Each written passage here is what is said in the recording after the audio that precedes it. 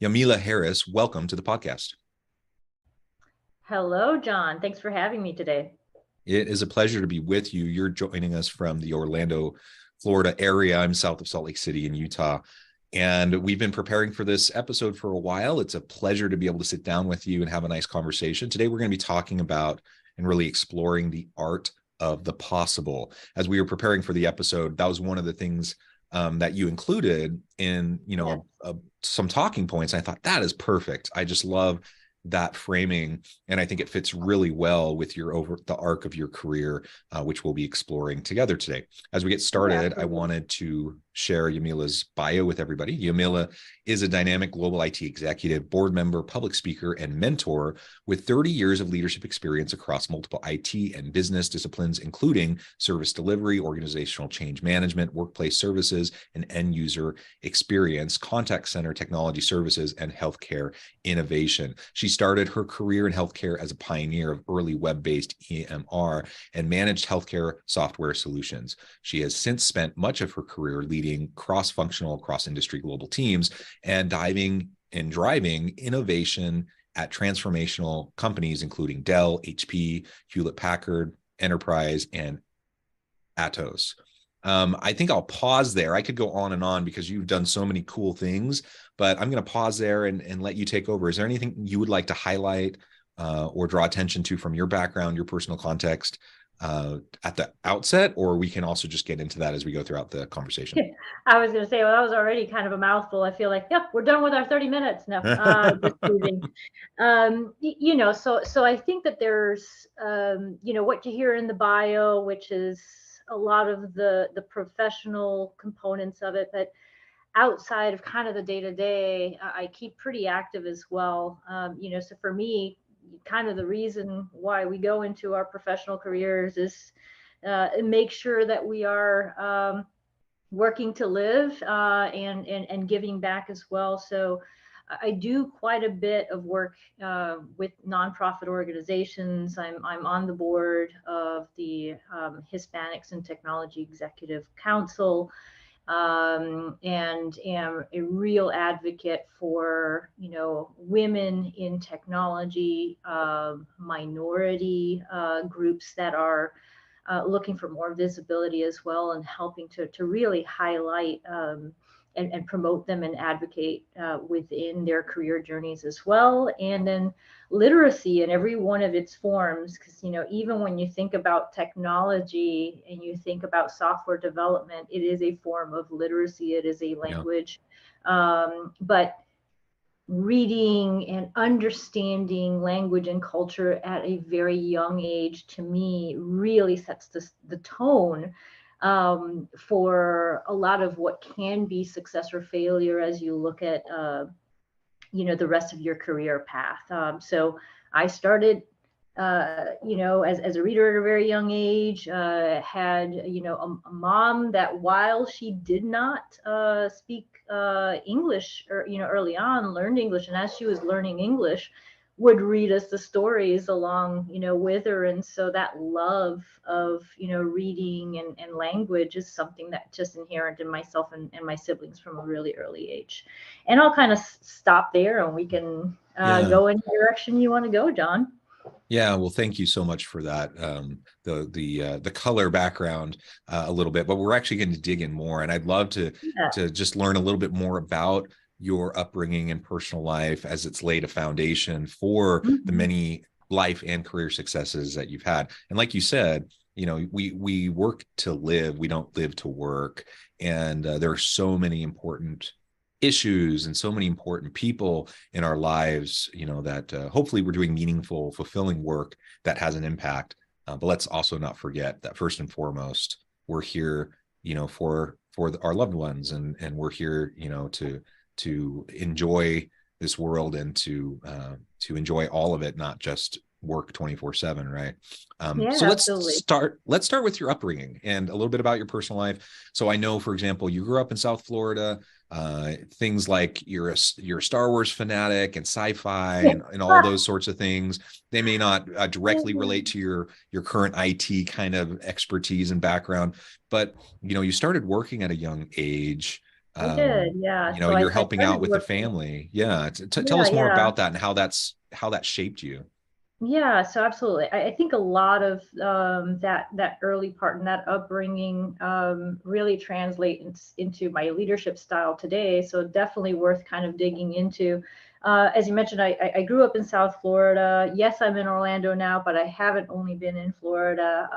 I've lived in, Texas and other parts, of the world. I've had short-term assignments and done quite a bit of travel, as you can imagine.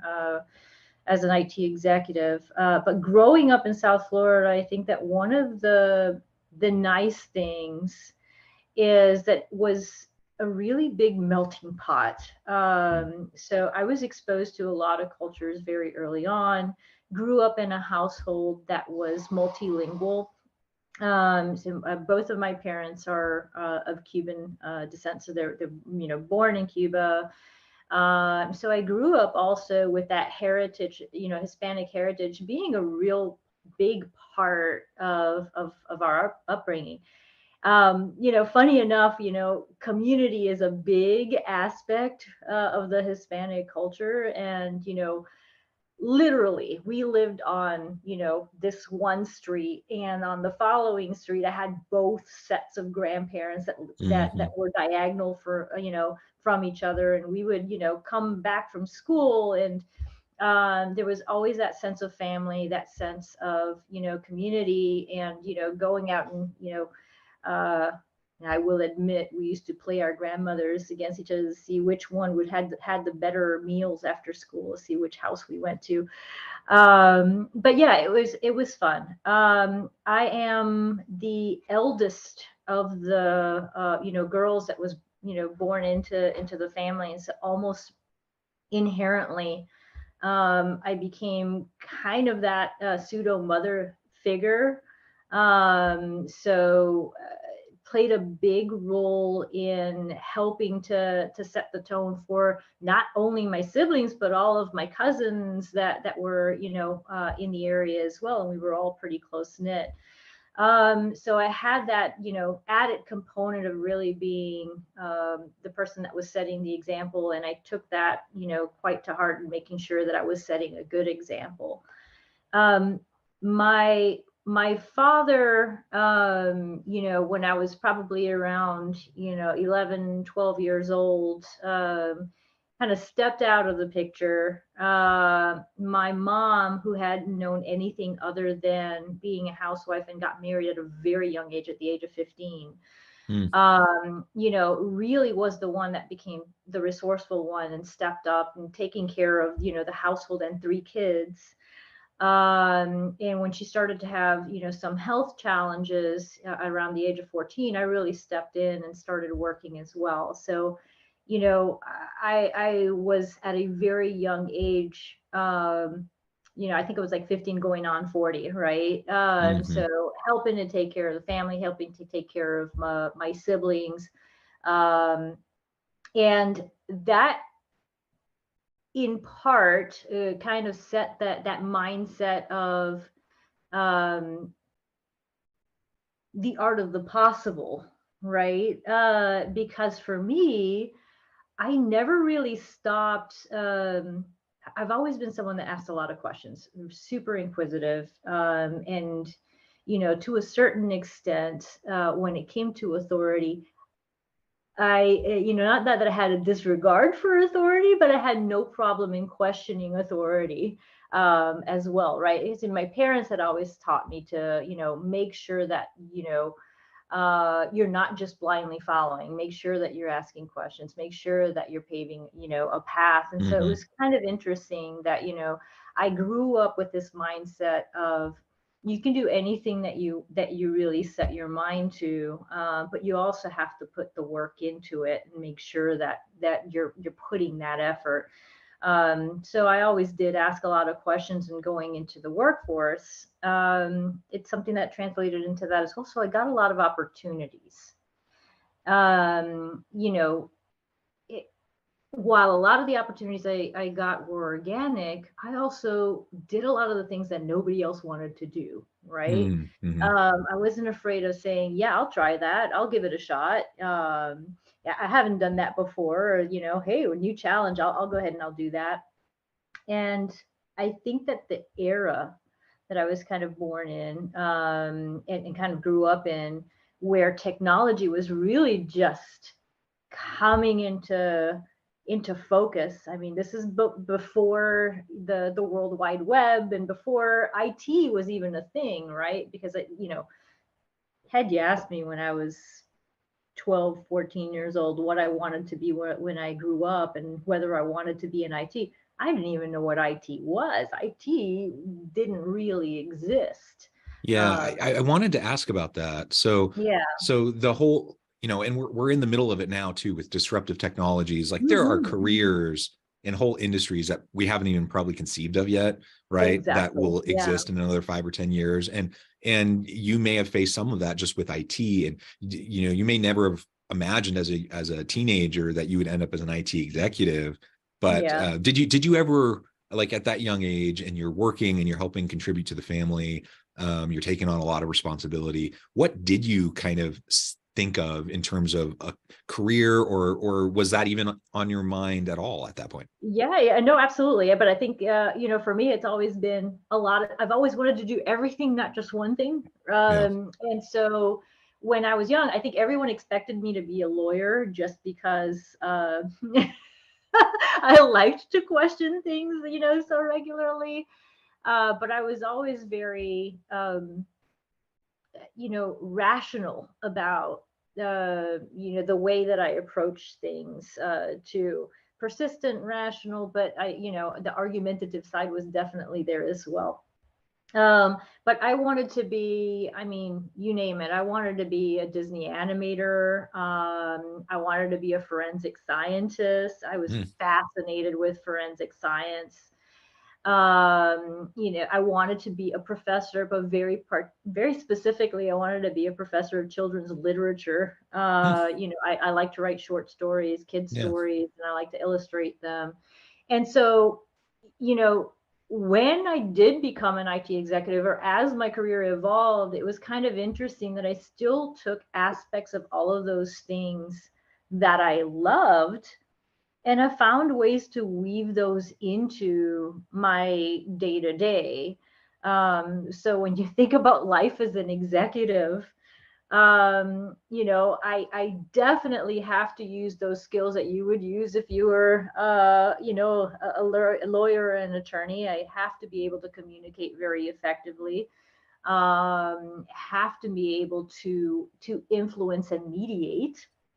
When you think about the forensic science aspect, it was really around solving problems, and asking the right questions to get to the right outcomes. And definitely that's something that is a really big part of my day to day as well. When you think about, the literature and the art,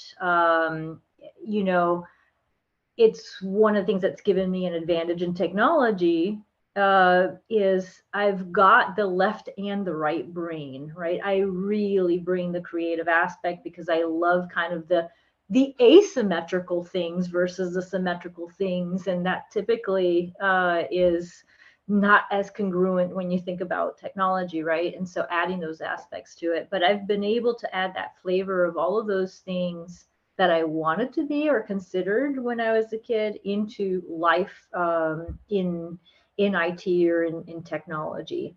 But yeah, definitely wouldn't have foreseen it at that time, and got into it really organically, believe it or not. So I was working in healthcare, which I mentioned, and at the time, again, I mentioned, 14 years old, et cetera. So, I mean, I started at things like, medical records, filing medical records, and, front desk back when everything was like these paper, logs, and you open these like logs and put in the schedule for folks. And the medical records were these paper, folders that would get lost in the medical center. And, you had to like it was like, where's Waldo? It's like you had to go out and like find the folder and where it was, and in the medical facility. And I started to ask questions, and it was like, can we do this in a way that is going to be not only more efficient, but where we're actually putting the experience of these patients, and at the time these were older patients in South Florida, a lot of it is Medicare clinics and so forth, and for them it was like an experience, right? They would come to the medical centers, and it was, they needed transportation, they were going to see multiple physicians, they were going to use it as their community time to engage with other people in the community, so that they had like the community center type things as well. And so started to look at, wait a second, this is an experience for them. This isn't just, I'm coming in, I'm going to see a doctor, I'm going back. And what are the things that we're doing that are going to help improve that experience and make it something that is much more efficient? And that's where the technology aspect came in. I had someone that, literally came up to me and said, have you ever considered, coming and working on the technology side of things? And I said, well, I hadn't, but let's give it a shot. And the rest is history. That's super, super interesting. We all take interesting, unique paths, don't we, in our lives? And I appreciate you providing, that background for yours, and it laid the groundwork for really this really fascinating career in this career journey that you've been on. Not necessarily the traditional route, but I mean, frankly, most people probably don't take a super traditional route, do they? And I suspect that, women, and particularly women of color, probably are more likely to take non-traditional routes, because you're paving a new path, right? You're creating the new traditional kind of route and journey for you. So I think all that's really cool. I know one of the things that you have talked about in the past is going back to school for your MBA a little bit later in life as a non-traditional student. Maybe you could tell us a little bit more about that and what went into that decision. Yeah, no, absolutely. And kind of interesting one, because I just want to go back to something else you said, women of color, and it's probably more typical that they're not taking the traditional route. Interestingly enough, I think that when I first started doing some public speaking, literally, I went out and I remember thinking, okay, I just went out and talked to somebody or stood on a stage and said something. And someone came up to me afterwards and said, I came all this way just to see you, because I heard that you were going to be coming out here, and there are no other female leaders in this company and female leaders in IT. And it just felt like, wow, I'm looking at you and thinking, one day I can do this as well.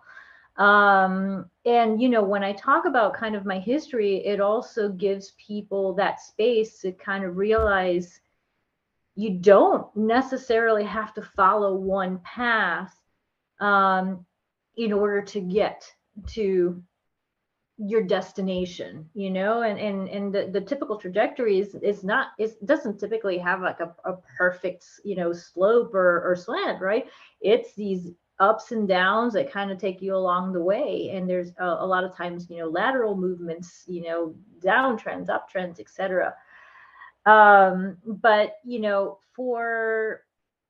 and I lost my train of thought a little bit. I will be honest, but I think that we were talking about going back to school. And I didn't go back to school until I was already into my 40s, and at that point it wasn't because I needed to, because it was going to advance my career per se.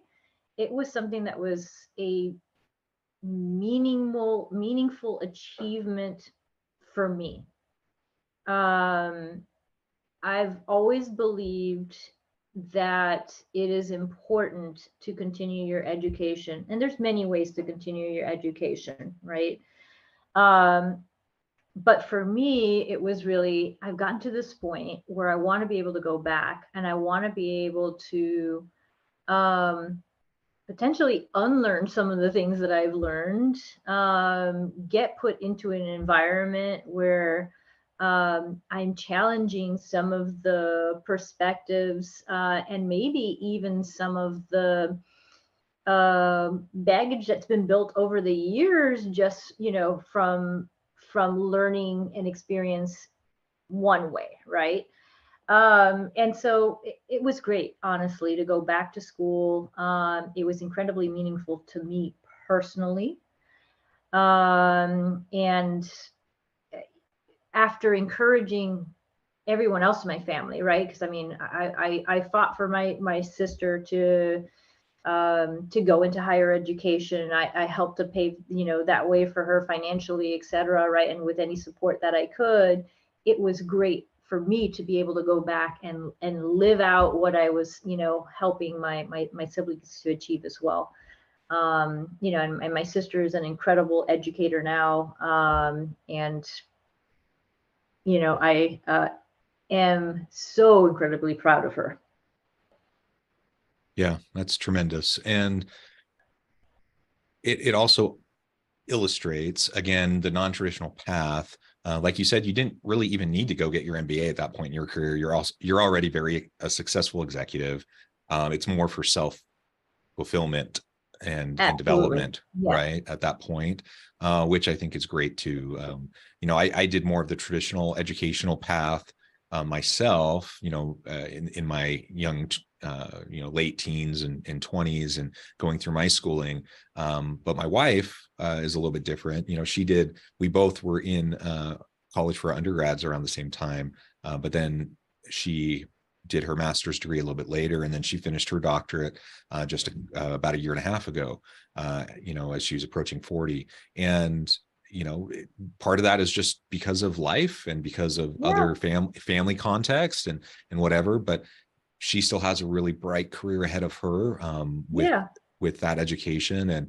And it's just a really, I think it's a cool thing to just empower people to embrace their unique journeys and to take advantage of the opportunities as they arise. So that you can, you know, whatever you did in the past doesn't have to be what you do in the future, and you can reinvent yourself. Yeah, absolutely. And again, this goes back to that whole, you know, art of the possible. And for me, I think it's really easy when you get to a certain point in your career, and if you've had a lot of successes, you know, it's easy to become complacent. And I think it's really critical to kind of take a step back and think to yourself, you know, the moment that you decide that you don't have anything else to learn and you should just sit down and put your feet up, you know, I think that you lose some of that opportunity that still sits in front of you, because it's really easy for folks to say, you know, I've already done that. I already have, you know, X amount of years of experience. I've already, you know, I've learned that before. I don't need to you know, to learn anymore. And I think every time that you go back, even if you do refresher classes, it's incredible because you're getting different perspectives depending on who you're learning from, who you're learning with.